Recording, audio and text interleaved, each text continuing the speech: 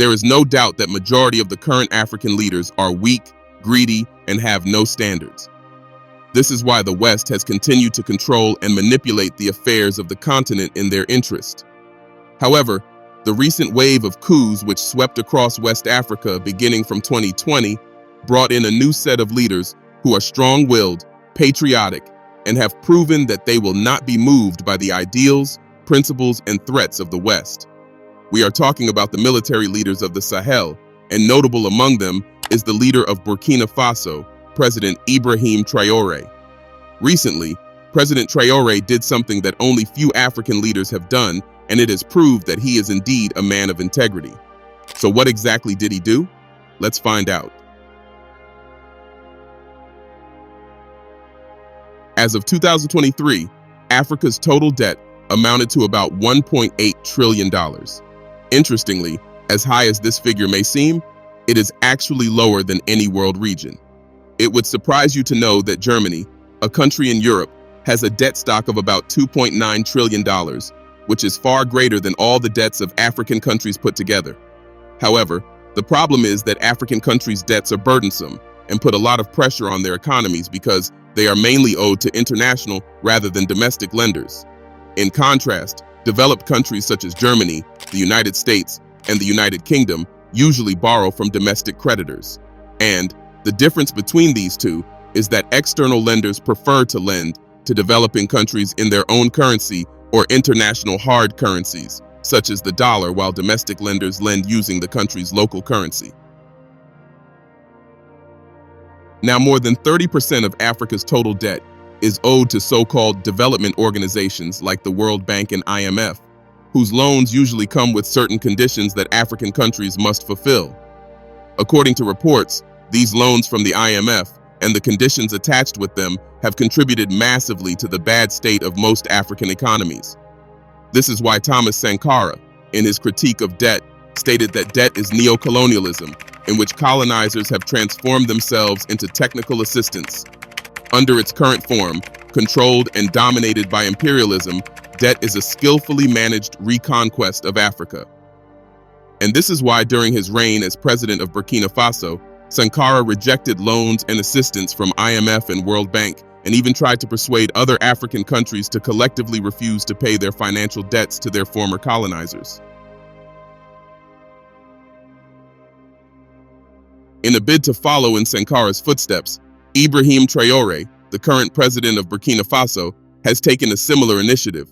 According to recent reports, Traore has turned down financial assistance from the IMF, showcasing his commitment to safeguarding his country's long-term interests. For decades, African countries have been collecting loans from the World Bank and IMF in order to carry out one developmental project or the other. However, these loans usually come with stringent conditions such as reducing government expenditure on social infrastructure, which end up hurting the citizens of the country. However, like Thomas Sankara, Ibrahim Traore believes that the IMF and the World Bank are agents of economic oppression who keep countries in perpetual debt through their structured operations. It is a well-known fact that once a country becomes indebted to the IMF and the World Bank, it becomes very difficult to break free from that debt because the economic policies which come with the loans and must be implemented by the government of that country actually hurt the economy rather than improve it. Hence, Traore believes that countries that are indebted to these organizations will never achieve economic independence. This is the reason he made this bold decision, and it demonstrates his dedication to prioritizing the well-being of his people above all else.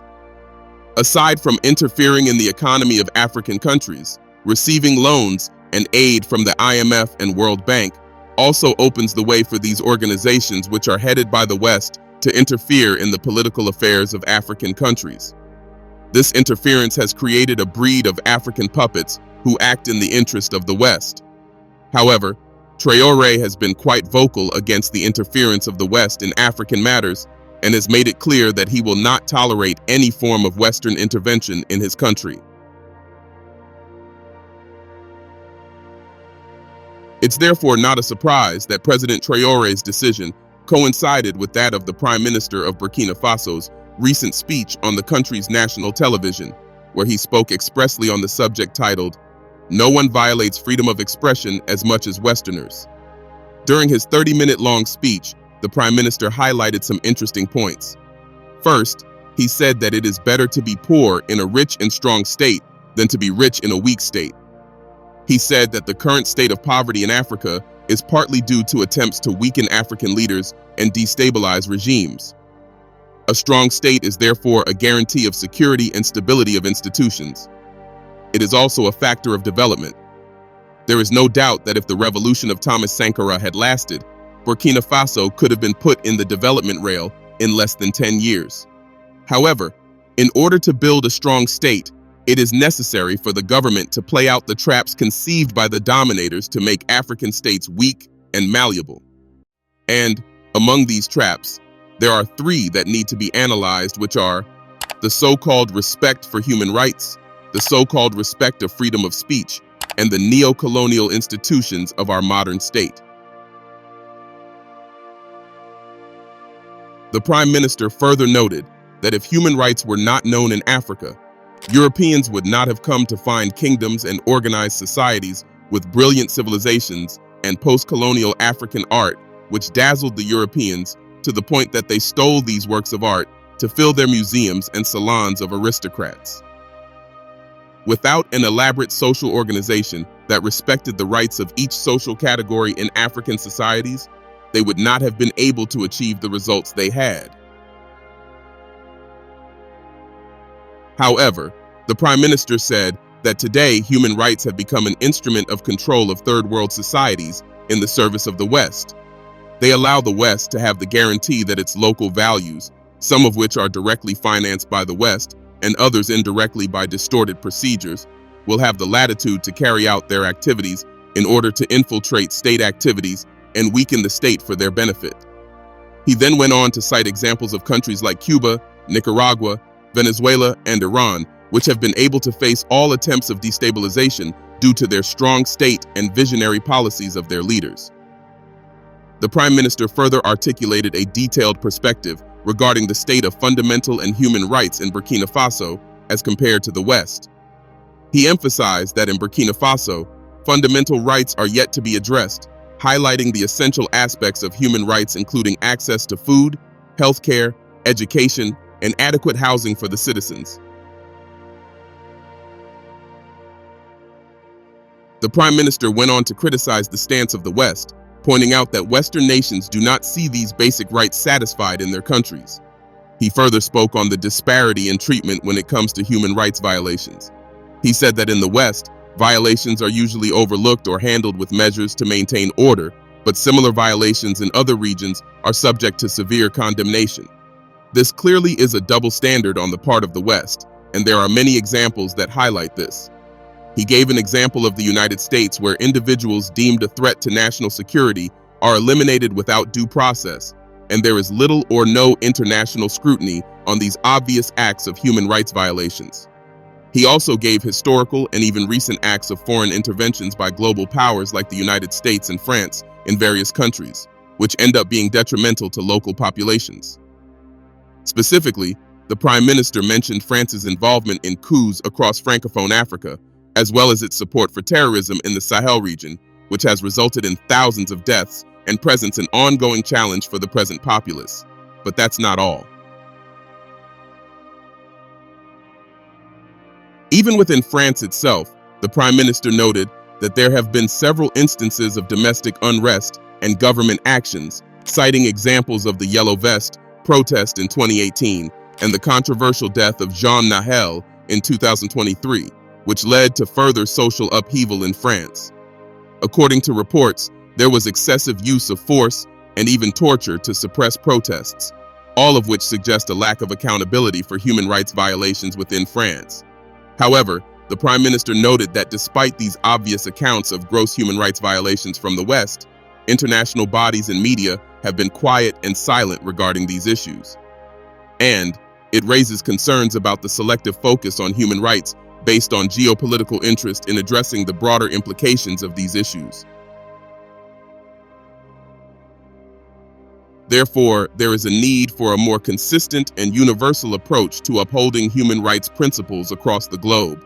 He called for greater accountability for all nations, irrespective of their geopolitical significance, emphasizing the importance of promoting ethical governance and respecting the fundamental rights of individuals. Regarding freedom of expression, the Prime Minister pointed out that since the Russian-Ukrainian conflict broke out, several Western countries, including France, have expelled Russian press organizations from their territories. In another incident, an activist lost their French nationality for expressing their views, and on March 20th, a local French elected official was suspended simply for accepting to observe Russian presidential scrutiny. All these actions are clearly human rights violations, yet, did France receive any condemnation? How many media houses carried the news? However, when Burkina Faso suspended BBC and VOA media, all the Western media houses carried the news, criticizing the military government for violating freedom of speech. According to the Prime Minister, it is obvious that it is not freedom of speech that the West defends, but rather their ideological, political, and economic interests. The so-called freedom of speech and human rights always emphasized by the West are often used to achieve these interests in other countries. President Traore has, however, made it clear that his country and that of the other member of the AES will not be used to further the interests of the West. It doesn't matter that Western media has begun to paint a picture of him as a military dictator.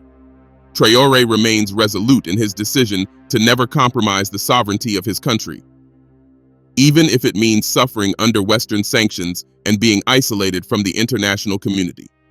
It is no wonder, then, that the U.S. military officials have referred to Ibrahim Traore as being sophisticated and different from all other African leaders who are easily influenced by the West. We say kudos to President Traore and to the other leaders of the Sahel, and that they should continue their good work. What are your thoughts? Let us know in the comments section below.